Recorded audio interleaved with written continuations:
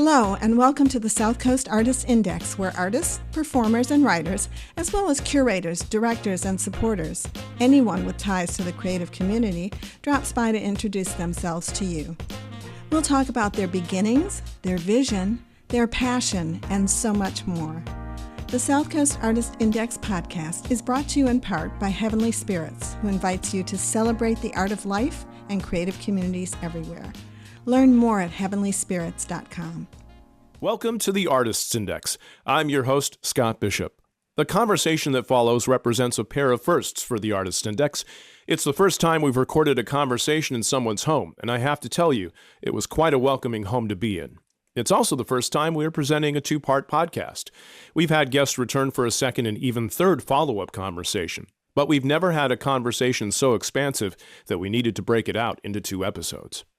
But when you're talking to the amazing Irish storyteller Maggi Peirce, 92 years old at the time of this recording and a resident of Fairhaven for 60 years, you just need a little bit more time to talk. This episode primarily focuses on Maggi's time running Tryworks Coffeehouse in New Bedford. I started by asking my guest what she does. Well, I no longer do it. I mean, at 92, it's a wonder I can make myself a cup of tea.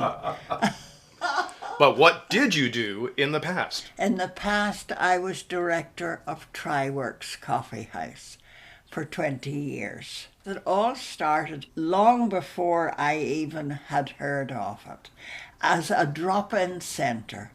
And it was actually started by John D'Souza, who was the minister at the Pilgrim United Congregational church. Now, a lot of people don't realise this now, but they had 2 churches. And that may sound surprising, but you know, the Unitarian Church had 2 churches.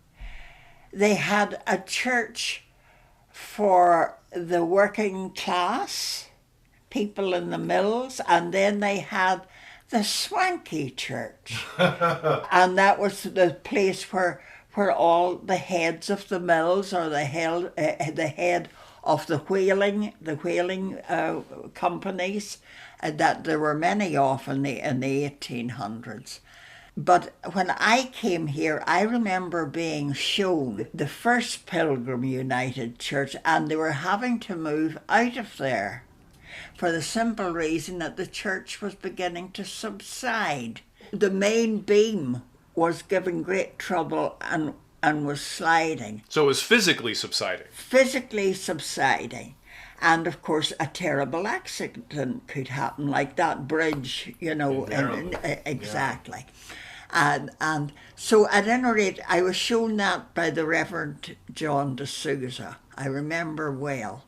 And it had been a very beautiful church. And they were moving to the smaller church, which of course was just near to the Star Store in New Bedford, on School Street.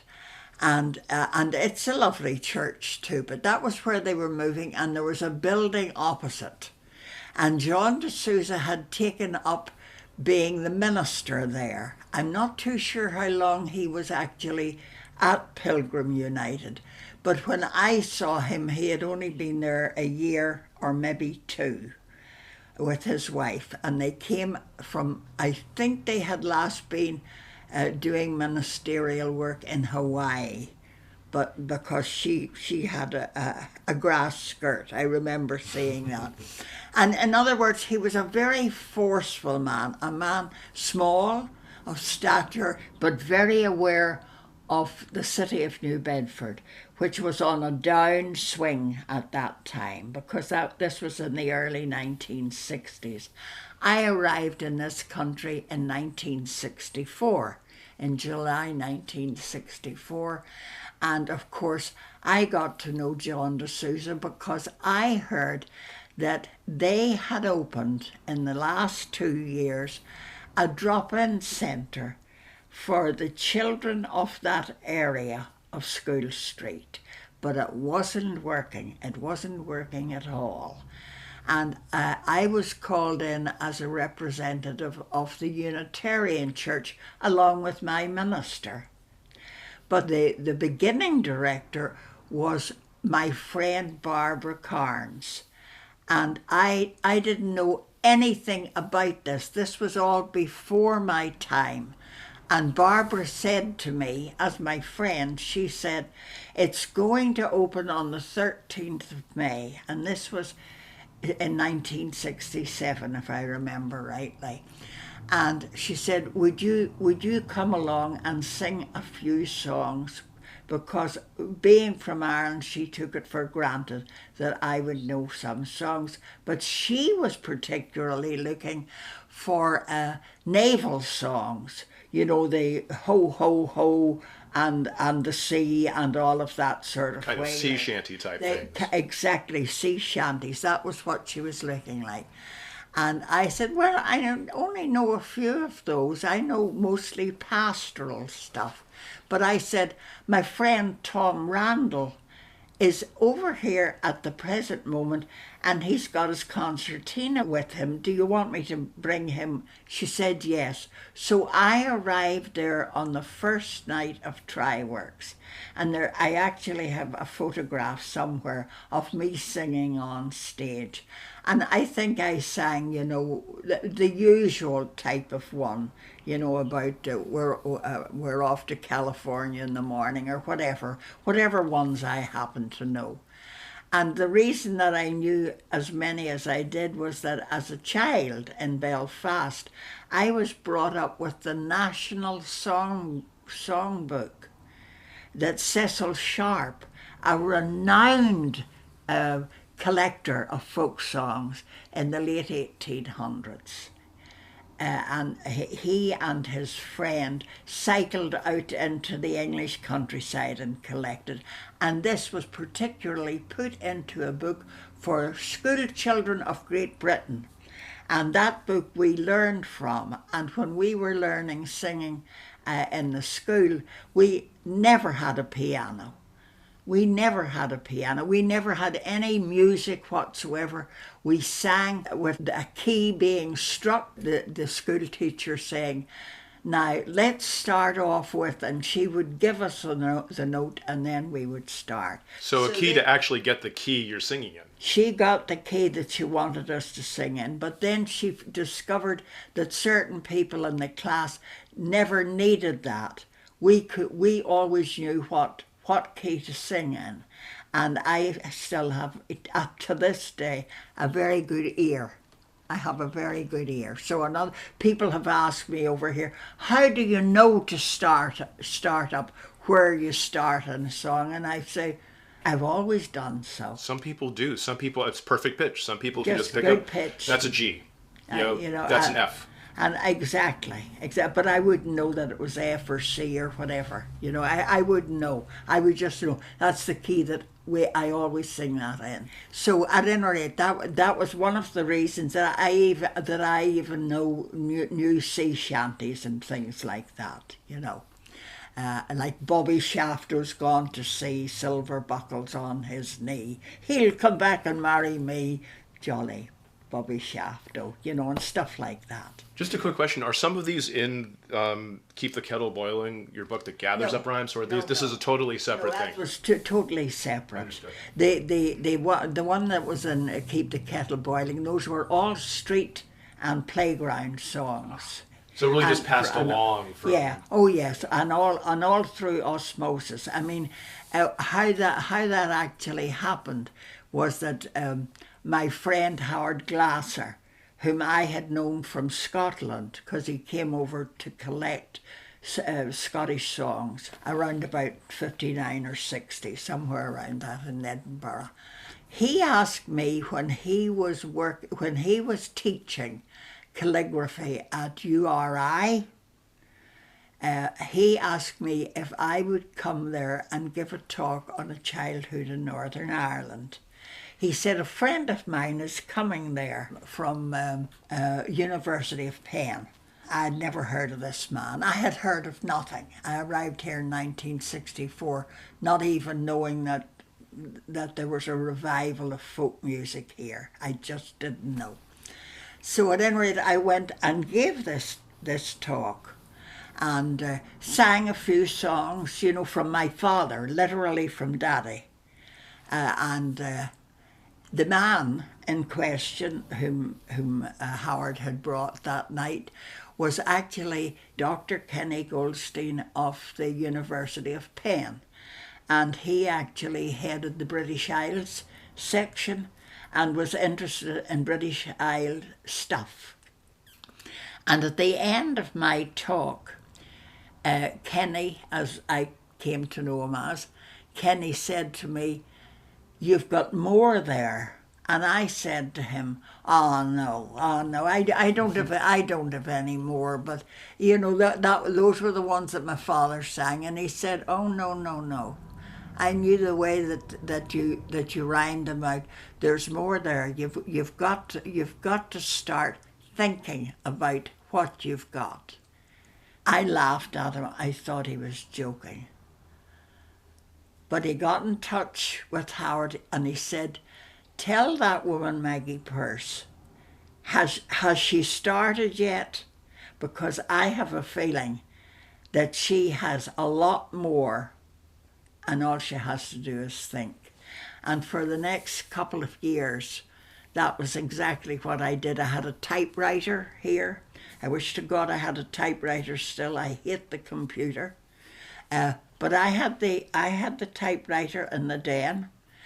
And when I would be working about the house, I had twins in the second year of my marriage in November. And therefore I was doing rhymes with the children, you know, on my knee when I was dandling them. And that's what you called it, dandling. And I would sing me rhymes and I would think, oh, there's another rhyme. And I would go in there and get out and I would type. And I did this for 2 solid years. And upstairs we have a very large attic over the kitchen, as a matter of fact, that was totally empty.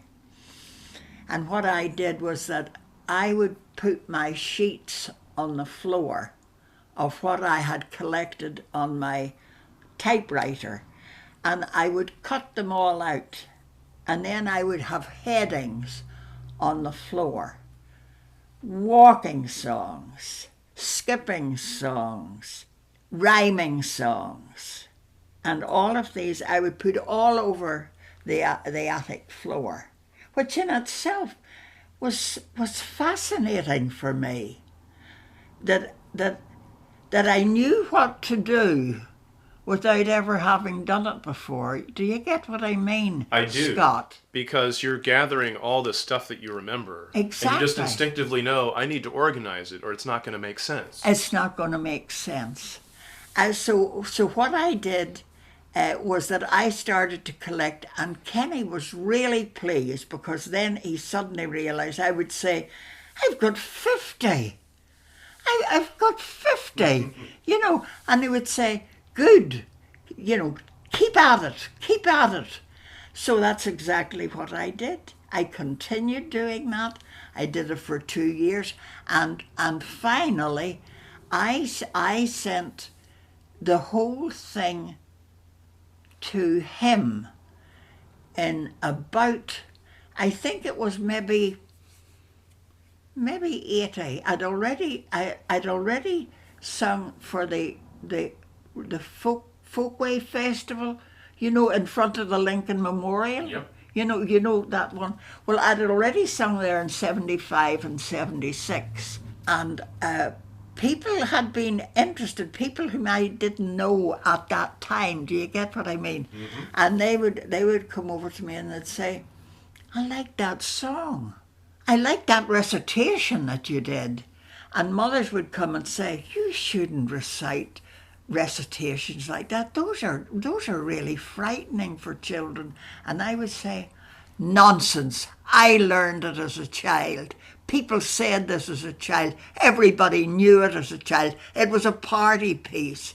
Children love it."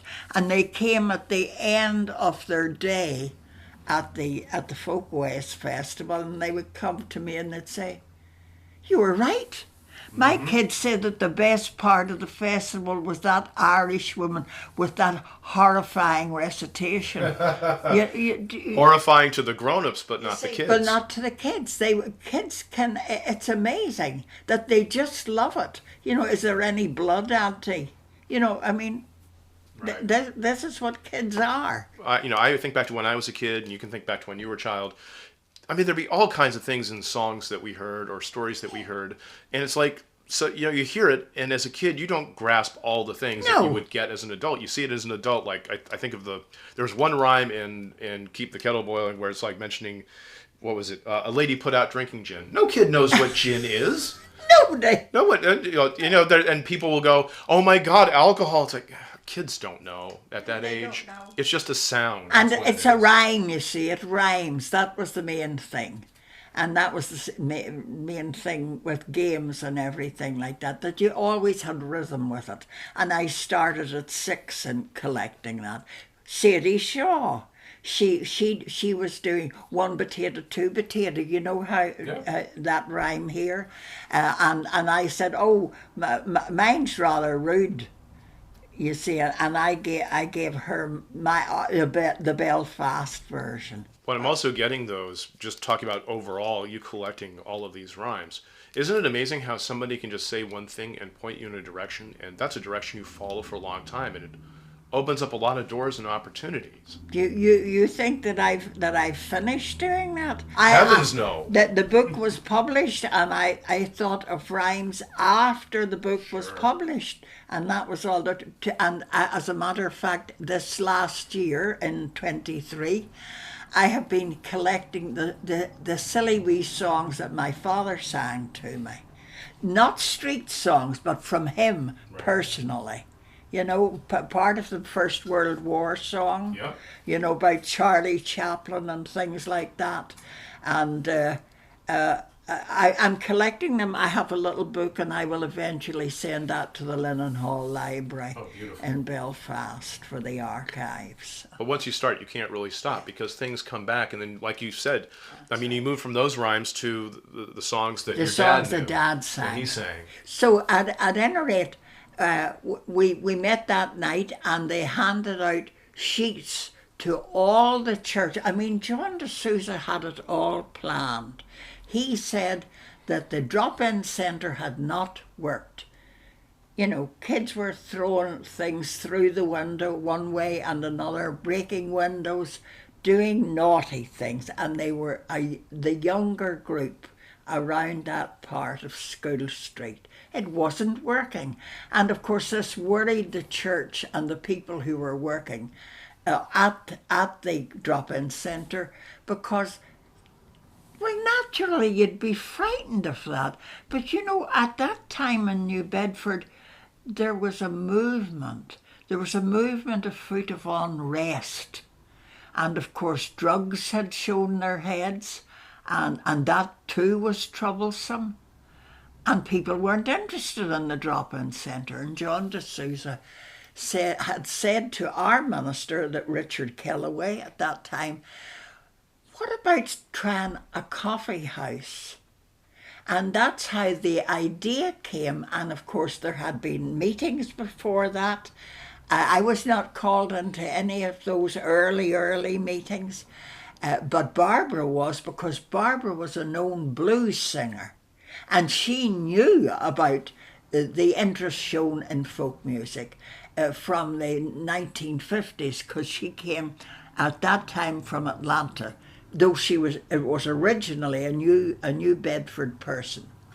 So at any rate, to make a long story short, we started the idea of the coffee house, and we had meetings, and we asked for help.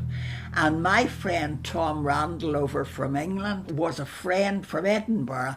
He brought his concertina, and he had a wonderful voice. And he sang that first night, and I sang that first night. And Barbara, of course, sang blues. She was a great blues singer. And we had fun, and they asked for help.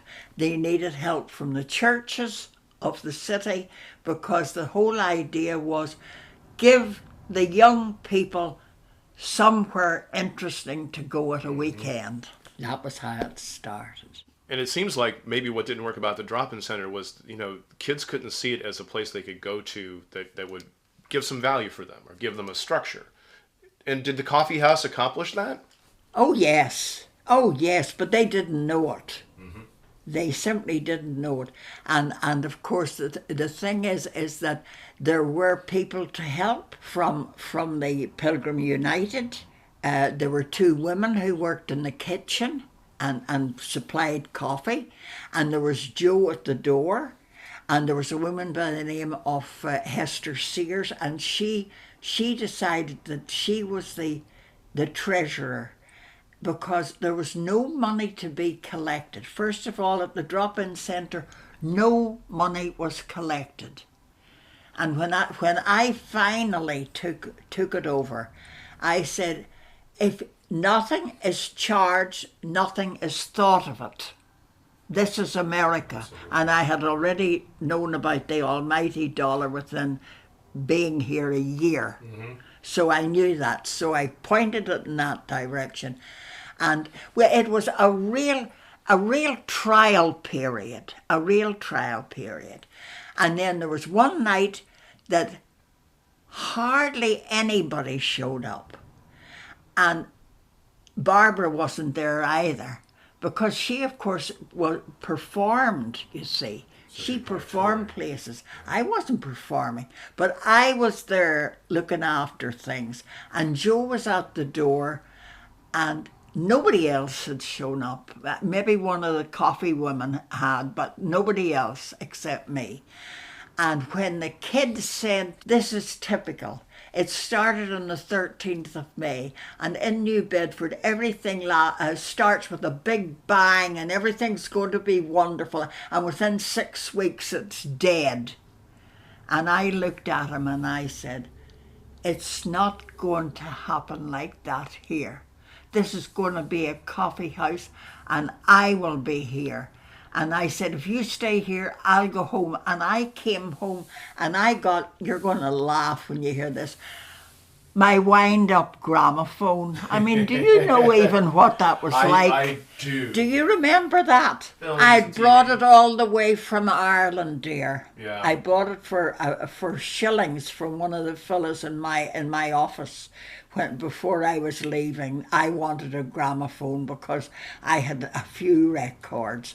So I brought my gramophone over that night and wound it up and played a few records. And so Tryworks continued. And the age, I would say, Scott, looking back, the average age was between 16 and maybe 19, but it was really the 16, 17-year-old. They were the people who were gasping for something, and these were kids who were not into all the modern music. Modern for 67. Exactly, Right. for 67. And they came along, and they continued to come along. And then the 2 ministers could see that things were not really going as planned. They did not get other help. But by that time, it had got a name. It was known as the Tryworks, and it was Richard Kellaway who gave it that name. And of course, the Tryworks, do you know what the Tryworks of a whaling ship? That was the great pots that they would put the whale into for the blubber. Do you Yep. get what I mean? Where the oil came from. Yeah. And I remember thinking of that and saying, that's a wonderful idea, that we're bringing the uncouth youth into this house, and we're showing them what is within them. And they looked rather thunderstruck at this, because they hadn't gone the way my mind works, you see. Right. And one of our badges, we all had badges, you know. with Tryworks on it. And I think it was the second badge we had. We even had the pot on it. The Tryworks with a little black pot, So you had a logo and a little symbol. Exactly, a little symbol. And then we had one with, I think, the map of Cape Cod on it. I mean, we all had different of the badges that we sold. And we sold these all. And when I took it over, I said, we charge. So for years, we charged 50 cents entrance fee. 50 cents. And we stayed in School Street. Here's something that you don't know about. But ministers are like the head of SMU at the university. They used New Bedford in those days as a stepping stone. A minister would come here and stay maybe 4 years, and then they would go to a larger church, or they would go to a bigger university. They used us as a stepping stone and nothing more. Both the president of SMU and the church ministers of this city, whether they were priests or whether they were Congregationalists or Unitarians or Methodists or whatever. So I got to know my city, and being from a city, I was naturally drawn to the city of New Bedford rather than the village of Fairhaven.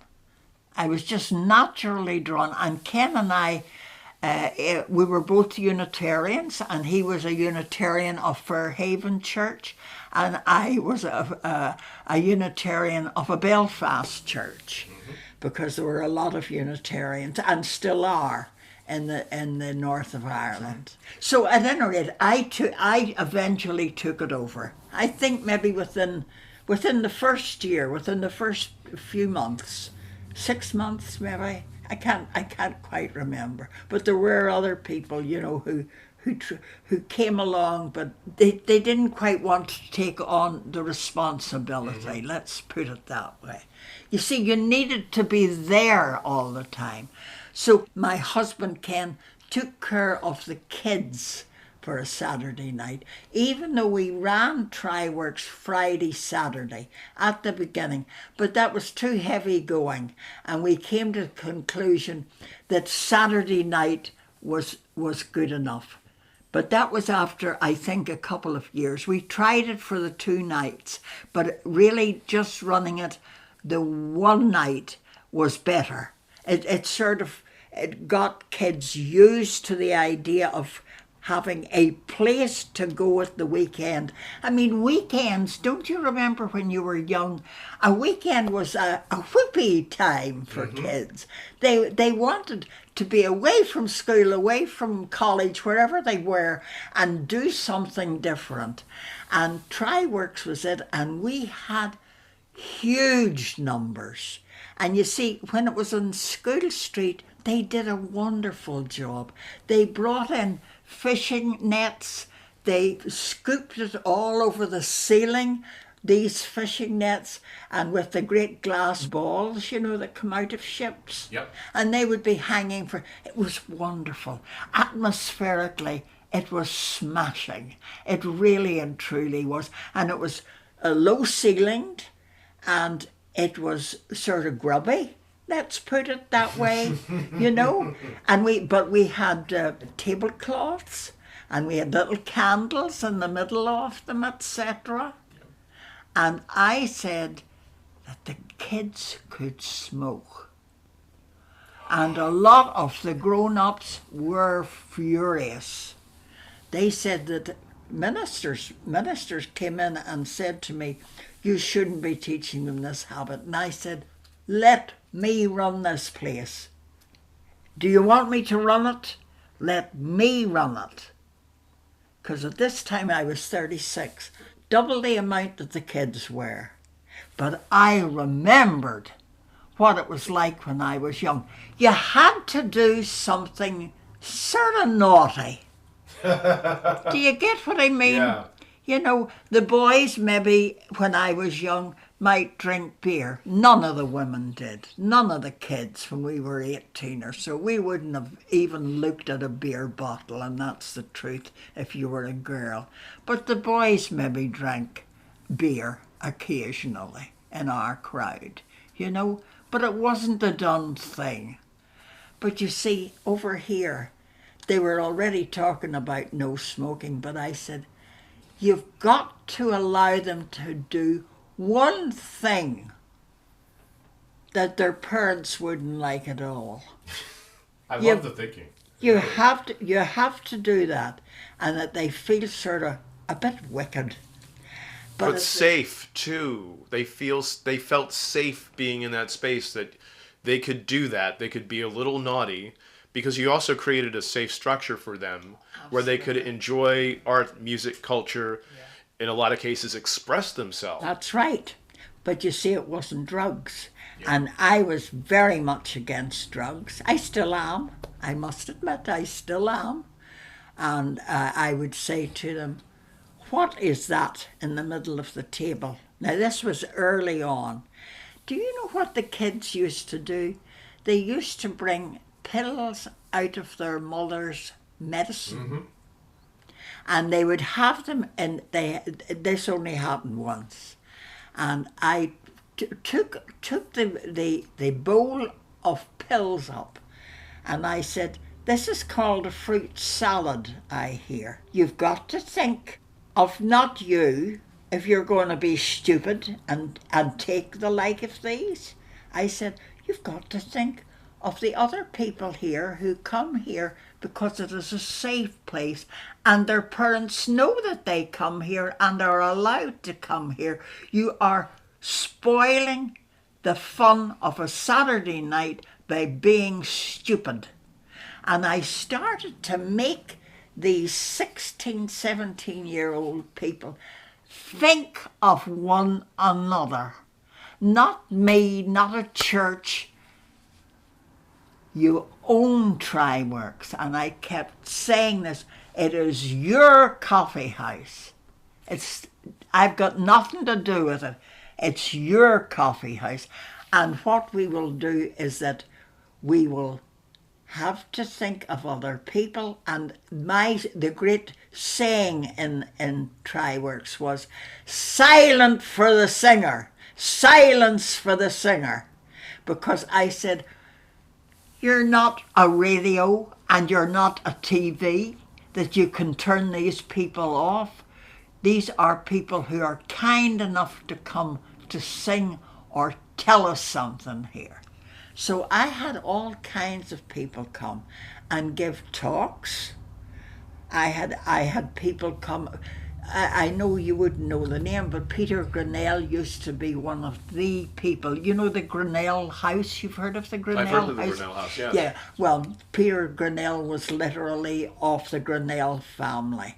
So Grinnell came, and people from SMU, from the university came.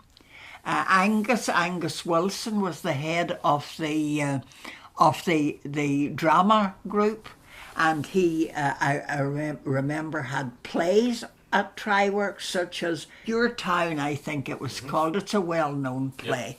Yep. We had that at Tryworks, and other people who perhaps talked about the plays that they were writing or working on, things like this. We also had the famous Graham McBratney talk about the ship Hope, because he was a surgeon, and they would go to certain parts of the world in this ship Hope, which is still working to this day, and do surgical work in places that had no surgeons, and helped people. And we even had one of the professors who taught fencing, you know, with a sword. Yeah. And he came down and gave a talk on fencing. Wow. And Manny Costa came, and he gave a talk as coming from where he had been brought up. I think he was brought up here. And how he ran exercise classes for the very young. Both my children went to his class when I think they were 5. 4 and 5, and did exercise, rolling and all of that sort of thing. And he worked in several of the churches and was well known in the area for being helpful and a wonderful man. I loved him, I must admit. And then, of course, there were singers, and I got the children to bring their guitars. My young people, as I call them, my kids, my Tryworks kids, and they brought along, sometimes poetry, but mostly it was music that they liked. And then, of course, other people who performed in the surrounding countryside, Connecticut. Yep. New York. I'd suddenly get calls and I'd say, I'm not paying, I'm not paying. We're running this on a shoestring. And because we were. You see, I didn't want funding. As soon as you get funding, people are always asking you, what are you doing? Why are you doing it? You should do, etc. And I said, I'm going to be a kindly matriarch. And that's what I was. And the kids were wonderful. They started that they would take care of the coffee. And they would sit at the door. And people occasionally we had some help with grown-ups. At the beginning we always had Joe at the door, and he was from the Pilgrim United, and he was the salt of the earth. The 2 coffee women were there, and so was Hester Sear. They were all from the beginning church. There was nobody from our church except the goodwill of our minister, and we had the goodwill of a minister in Fairhaven and one in New Bedford. No priest was interested. Father McPartland came along with a group occasionally, but he was the only Catholic who showed any interest, and yet many of the children who came to Tryworks were Catholic, many of them. And some people in my church said perhaps they might be interested but to become Unitarian. And I said, stop right there. I am not running this to get people to the church. I am running this for the community. Right. So I was a big pain in the neck, but you must understand, it was me being me. And finally, there were people in my church who were wonderful, who just said, let Maggie take care of it. And that's what I did, and loved it, because the kids needed it. Their parents were frightened of that period. They didn't know. They not only couldn't understand what was happening in the 60s, but particularly what grew into the 70s.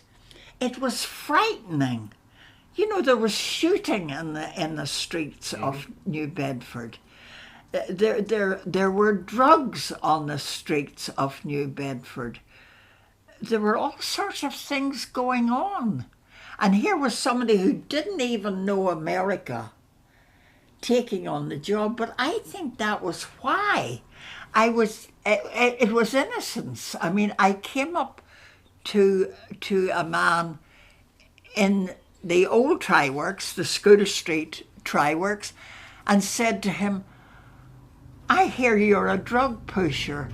I don't want you ever to show up in this place again, or I'll throw you down the steps. I said that to somebody. I could have been knifed. Yes. Do you understand? Yeah. And I took a gun from a kid in Tryworks and said, oh, now, you shouldn't have that in your hand. And then I rang up one of the ministers and gave him the gun. I mean, do you look back and go, it's amazing I didn't get shot or stabbed? Absolutely. But the thing was, fools walk in where angels fear to tread. And that was me in those days. And of course, this all, has come to me. It's like life. When I first said to Sadie Shaw, tell me that one potato, two potato, because mine is totally different. Right. It was the beginning of something in me. Years later, when my book came out in Belfast, because it came out first here, I had it printed here because I believed in it. I took it from the University of Penn, who had asked me for it. They had it in the university ready for the next handout of money to publish it. And I wrote to Kenny Goldstein and said, send me my collection back because I'll be dead before Pennsylvania does anything with it. And very much against his wishes, I got it back and had it printed here. But eventually, of course, somebody heard of it in Belfast, and then a publishing firm took it over. I even met the mayor of Belfast. No kidding. Oh, yes. Oh, wow. Big deal. Oh, yes. There I was in the magnificent City Hall. I came back with the Belfast coat of arms. Yes, it's in the kitchen in there. And I took it to John Bullard.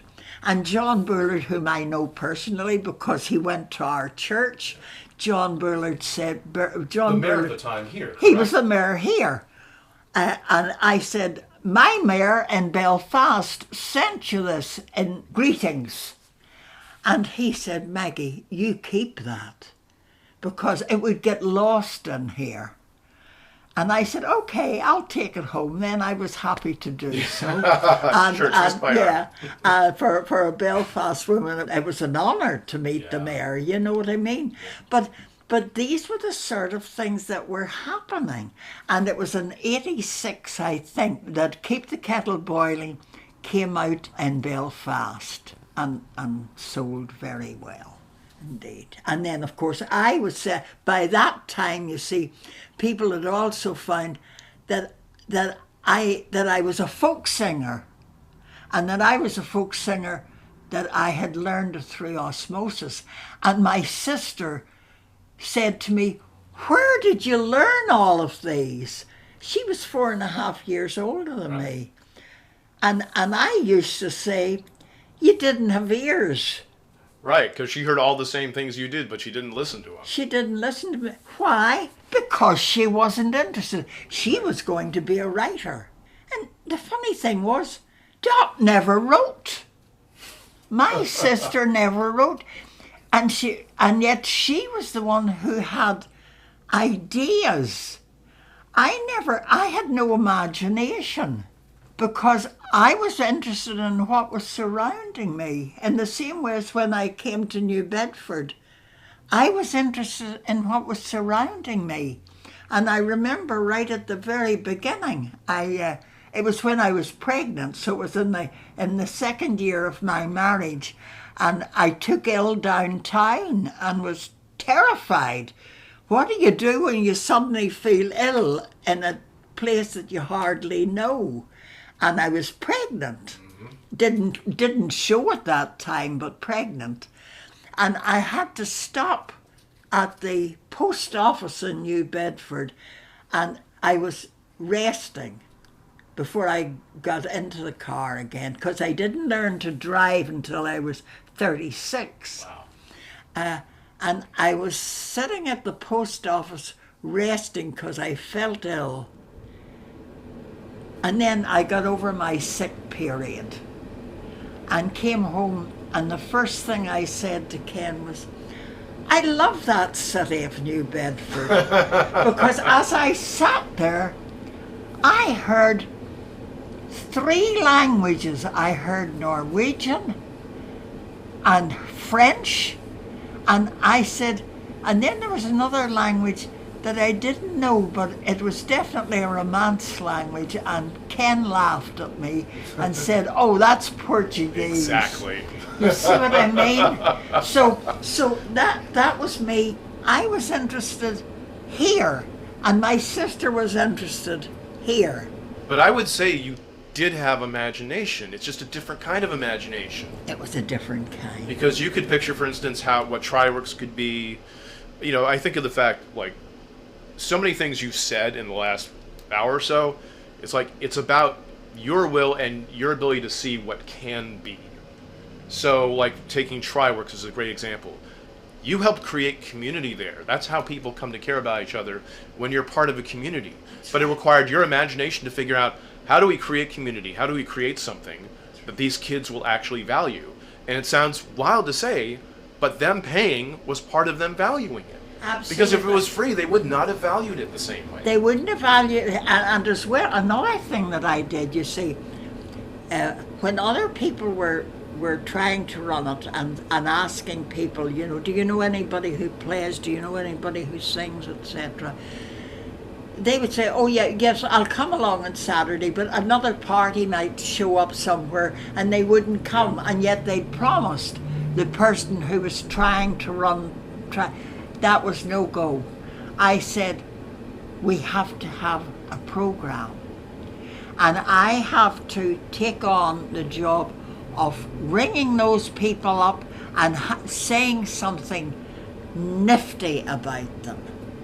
A little flattery. A little flattery, and saying, you who heard Joe Soap singing 2 Saturdays ago will be pleased to know that he's coming in the month of November and he will be doing a full set.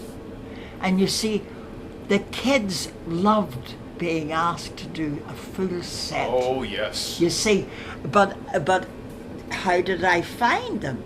Because we always had open mic. Yep.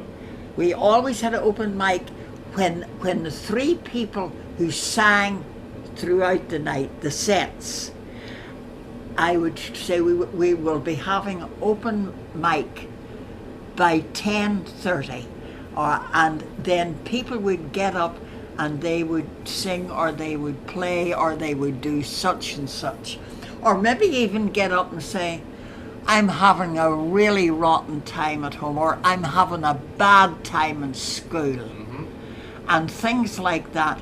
And I would listen to them, and then I would never give them advice unless they literally came and asked me individually. Do you get what I mean? Never give them advice.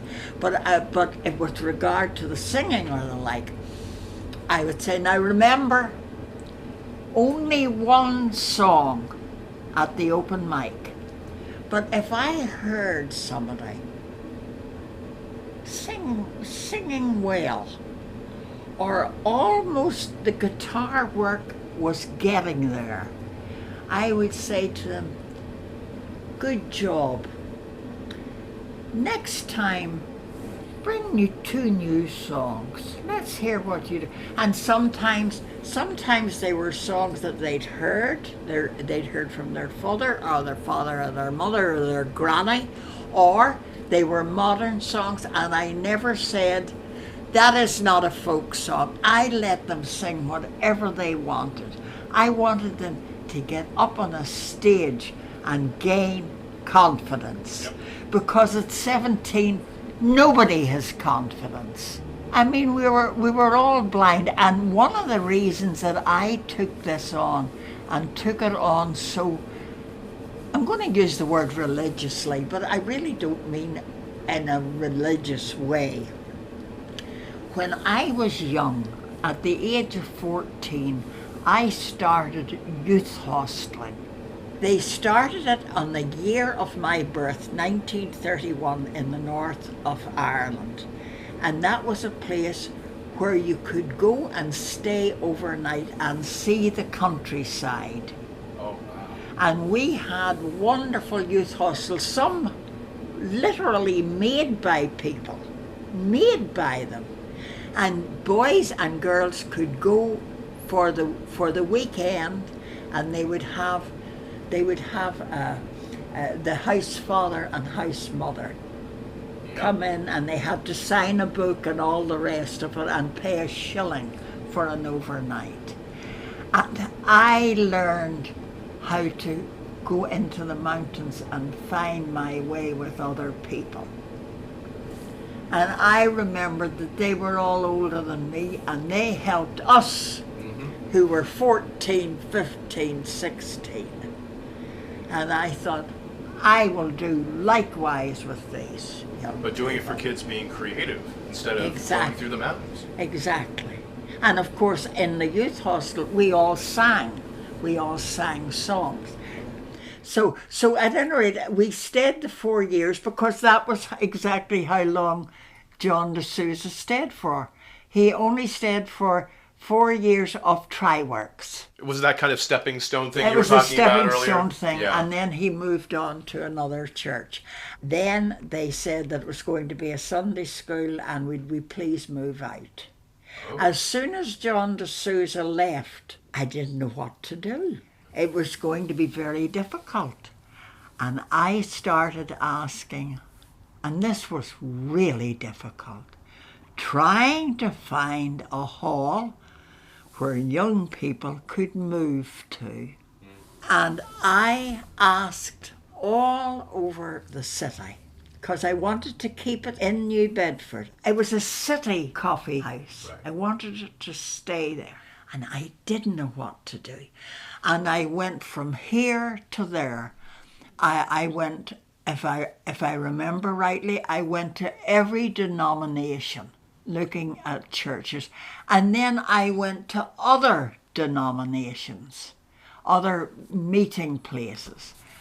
And I got less than interest. I got lots of really apologetic ministers. And of course, during that time, a lot of the ministers whom I had worked had disappeared. Were they on the stepping stone too? They were on the Oh, stepping boy. stone too. So there were all sorts of things. And I went to, by that time, we had a minister by the name of David Rankin. And by that time, I was chairman of the board of my church at the same time. When I said to David, when he came to our church and Dick Kellaway left, I said to David Rankin, you know, there's a coffee house, and explained to him. He said, well, why don't you use our hall? And I looked blankly at him. And I said, our hall? And he said, wait a minute.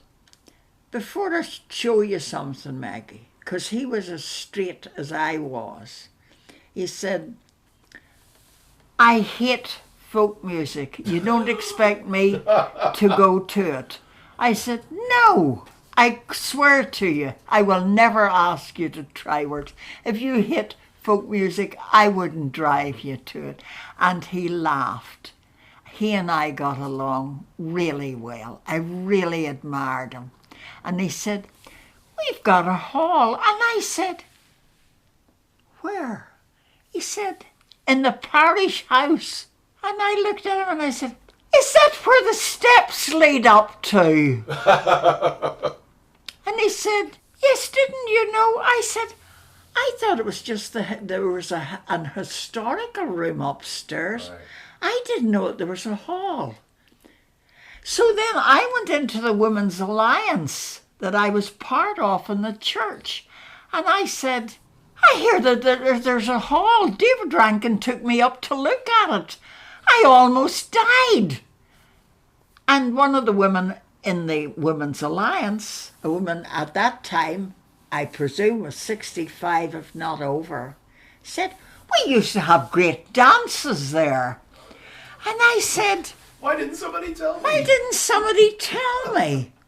And they said, well, you were running it in the other place. And I said, yeah, and I must admit it was the perfect place to run a coffee house. And I said, I don't know whether the kids will be drawn to the coffee house upstairs. It's very holy looking. It's got big arched windows, you know. And they said, but has the board offered you? I said, how could they do likewise? I'm chairman of the board. So at any rate, we talked, and of course the board looked at it, agreed to it for all sorts of reasons. Why not? And we started there, But it wasn't until it was almost 10 years old that I raised the price to $1. Because by that time, we didn't have 176 people showing up on a Saturday night. We only had 80. Yeah, We about the only had people. 60. Right. Do you understand? Yeah. Because some people had gone off to college, of course, by that time. You see? Yeah. Everybody was going off to college. But the thing is that new people were coming in, the brothers and sisters, etc., of the ones who had come in 67 to 70 or so. And this was the continuum. And of course we had trouble. Of course we had trouble. But it was always taken care of. And I committed myself. I didn't say to the kids, I commit myself. They got to see it. They have to see your But commitment they in action. felt it, And you see. Exactly. They felt it. And years later, a Jewish boy who came, he said, do you know this? We were travelling up to Boston, I think by bus, because I was working up in Boston. I was asked to do odd jobs, you know, like judging and things like that. Like in talent shows? Yes, talent shows for other coffee houses and for the music and song organisations, do you get, that have funding and all the rest of it. And he said to me, he said, you know, I kept being told by friends of mine, you should come down to Tryworks. It's a great place, and people come and sing, and some of them are terrific. And then there are a lot of us, you know, we get up and we have a set, and they would tell me this, and he said, I thought to myself, what are they talking about? I mean, I'm not interested in folk music. But he said, all my friends went, so I thought, oh well, I better. He said, I thought, what the heck do they see in that place? And that woman telling us what we're supposed to do, telling us silence for the singer and all of this. Oh, heck, I'm not going. But he said, my friends kept going. So then I went back, and he said, by the third week, he said, it suddenly hit me. She loves us all. And he said, you don't know how that made the difference to me. And I realised that you loved me too. And he told me about this years later. Yeah. You see, so you never know where the spark lights. You know, I had people when I was hiking in the Mournes who became well-known mountaineers. We didn't even have the kind of mountains that you could climb well.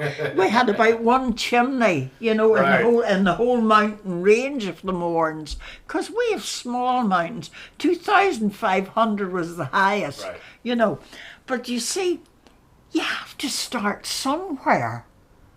And it was here that people started, and they became well known. Yep. They moved and lived in England, and that was their job. They became folk singers, and they played not a guitar. They played the hammered dulcimer. Right. They joined renowned groups. You know, our Mark Roberts was a wonderful flute player, played with renowned groups, really renowned. I can't remember the names of them.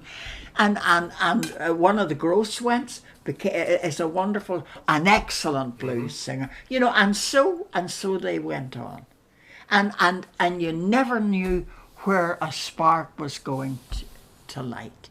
And they would come up to me and they'd say, we notice that there are holes in the chair. Do you want me to take this home? I do a bit of caning. And he ended up caning like maybe 6 of the bentwood chairs that we had with sort of holes in them for years. You know? Yeah. People began to help. It was their place.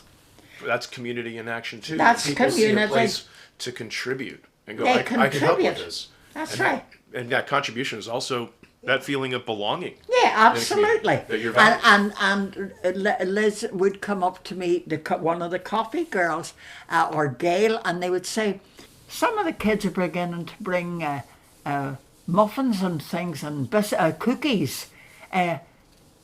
Do you think you should let them in for nothing? And I'd say, great idea. Right. If anybody going to bring cakes and things in here, if your mother's baking or you're baking, we'll let you in for nothing. And that's pretty good currency. You see, and it was good currency. Yeah. And so it went. Thank you for listening to the first half of our conversation with Maggi Peirce. Part 2 will follow soon, with Maggie discussing the end of her time at Tryworks, her work with the Estefan Folk Festival at SMU, and her unique journey as a storyteller. To learn more about the South Coast Artist Index, visit theartistindex.com. Find us on Facebook, Instagram, and YouTube. Be the artist you believe you are, and let's take care of each other out there.